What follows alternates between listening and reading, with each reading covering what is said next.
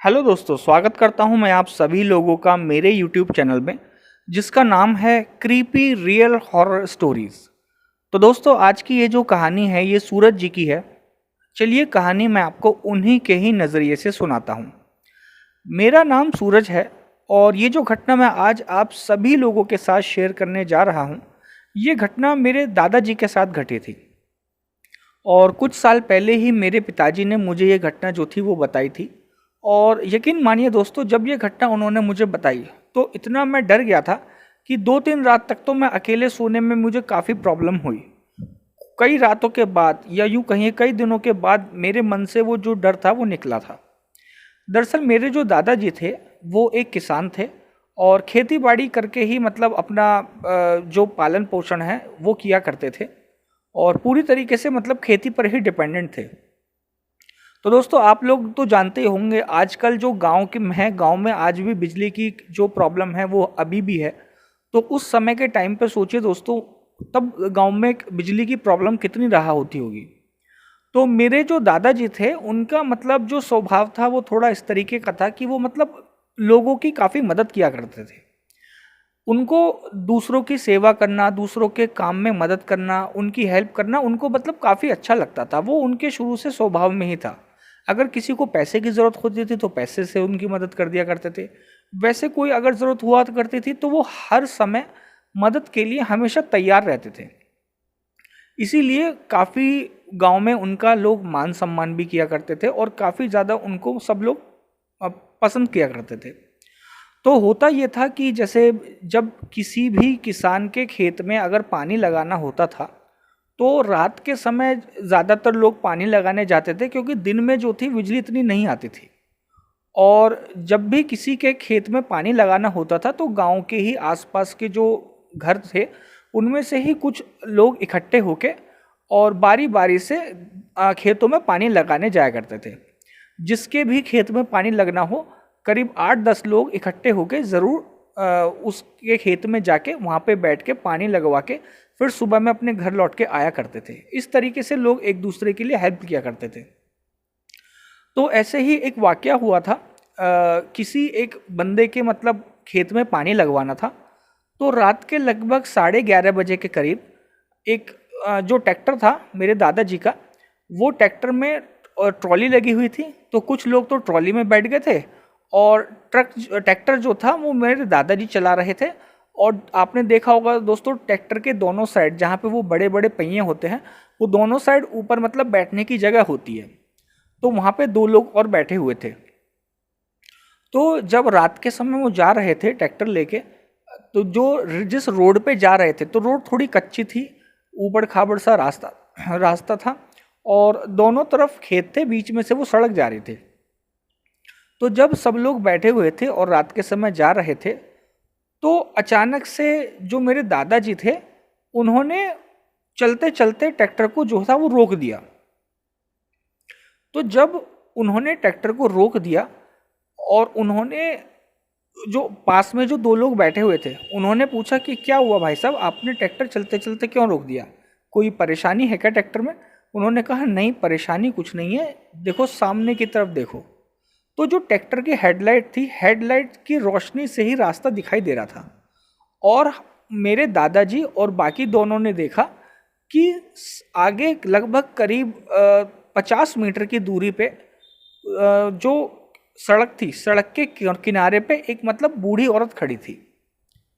वो जो औरत थी उसने सफ़ेद रंग की साड़ी पहनी हुई थी और वो खेत की तरफ अपना फेस करके, एक उसके हाथ में छड़ी थी, उसको पकड़े वो खेत की तरफ मुंह करके वो खड़ी हुई थी। तो जब उन दोनों ने देखा तो वो भी थोड़ा सा घबरा गए। उन्होंने कहा कि यार मुझे तो ऐसा लगता है कि शायद ये कोई मतलब कोई चुड़ैल या आत्मा टाइप की इस तरह से है। तो मेरे दादाजी ने भी कहा कि हाँ, मुझे भी कुछ ऐसा ही लगता है, क्योंकि इतनी रात को अकेले कोई इस तरह से खड़ा हो और वो भी ना ही वो कोई हरकत कर रहा है ना हिल रहा है, बस जैसे ही एक तरीके से खड़ा हुआ है वैसे ही कोई खड़ा है, तो ये तो मुझे कुछ अलग चीज़ लगती है। तो अब ट्रैक्टर तो रोक दिया, अब पीछे जाने का भी रास्ता नहीं था, क्योंकि कच्ची सड़क पे ऐसे पीछे भी नहीं लेके जा सकते थे और खेत में पानी लगाना भी ज़रूरी था। तो ये समझ नहीं आ रहा था कि करें तो करें क्या, क्योंकि मन में घबराहट भी हो रही थी। तो फिर मेरे दादाजी को एक मतलब आइडिया आया। उन्होंने कहा कि तुम दोनों एक काम करो, तुम दोनों पीछे ट्रॉली में बैठ जाओ और जो बाकी जितने भी लोग बैठे हैं उनको बोल देना कि सड़क के बाहर मतलब ट्रॉली से बाहर किनारे की साइड कोई देखे ना, और मैं क्या काम करूँगा, इस ट्रैक्टर को जो है मैं थोड़ा तेज़ी से निकालूंगा और उनको तुम अच्छे से समझा दो। तो उन्होंने क्या किया, वो दोनों लोग पीछे ट्रॉली में बैठ गए और जितने भी उसमें लोग बैठे हुए थे उनको सबको बता दिया कि ऐसे ऐसे आगे कोई खड़ा हुआ है, तो तुम कोई भी जो है उसकी तरफ मत देखना, ट्रैक्टर को जो है हम तेज़ी से निकालेंगे। तो जब उन्होंने वो बात समझा दी, पीछे से दोनों ने इशारा किया कि तुम ट्रैक्टर को तेज़ी से भगाओ, बाकी कोई प्रॉब्लम की बात नहीं है। तो जो मेरे दादाजी थे उन्होंने, ट्रैक्टर तो स्टार्ट था ही, उन्होंने बिना कुछ सोचे समझे, ना आगे का सोचा ना पीछे का, उन्होंने सीधा ट्रैक्टर को भगाना स्टार्ट कर दिया।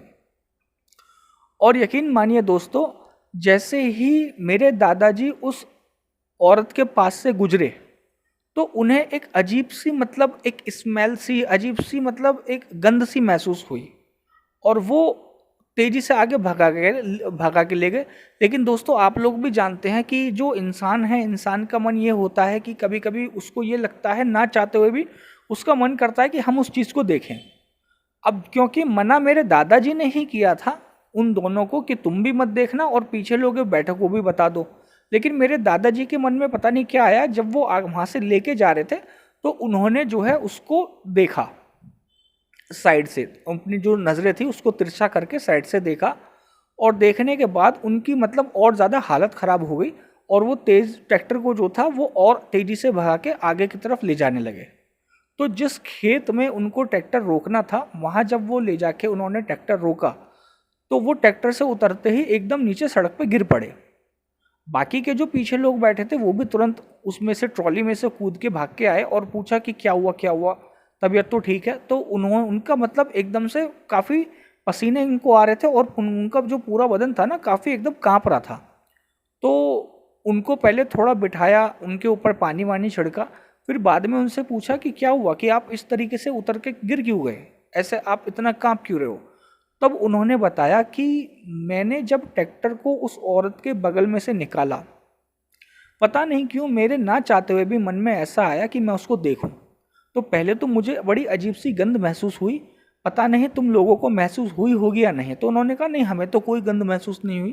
कहने लगे मुझे एक अजीब सी गंध महसूस हुई और मैंने जब तिरछी नज़रों से उसको देखा तो उसका जो चेहरा था इतना डरावना, जैसे कि मानो उसके चेहरा को किसी ने बुरी तरीके से झुलसा दिया हो, और उसकी जो आंखें थी ना वो आंखें बिल्कुल सफ़ेद इस तरीके से थी और उसके दांत इतने नुकीले कि मैं आपको क्या ही बताऊं, और इतना भयानक उसका चेहरा था जिसे देखकर मेरी बाद में इतनी मैं घबरा गया कि मैं उतरते ही मेरे से चला नहीं गया और मैं गिर गया।